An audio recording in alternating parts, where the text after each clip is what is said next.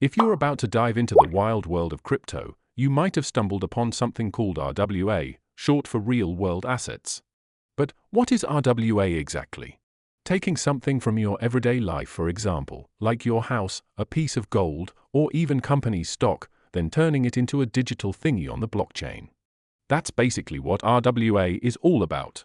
It's not just about creating virtual coins or tokens that float around in cyberspace. No, RWA is about bridging the gap between the physical world and this wild, decentralized universe of crypto. Well, think about it. In traditional finance, if you want to buy a share of a company, you go through banks, brokers, and all that red tape.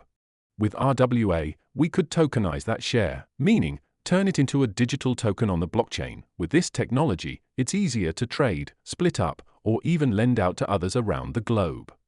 The concept of RWA isn't brand new. It's been bubbling up in the crypto world for a few years now, especially as blockchain tech has gotten more mature.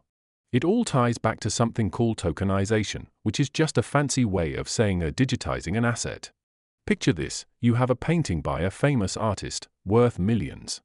In the old days, you'd have to store it in a vault, insure it, and only sell it to rich folks who can afford them. But with RWA, that painting could be broken down into thousands of tiny digital tokens.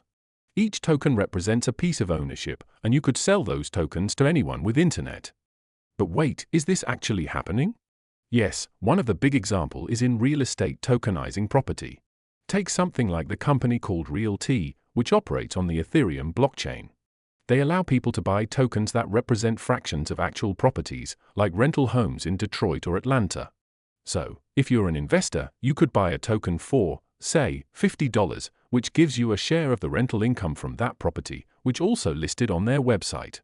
Anyway, not promotion, not advertisement, don't buy into it, this is just an example. Even commodities like gold or oil, for example, projects like Pax Gold, symbol PAXG, tokenize physical gold stored in vaults.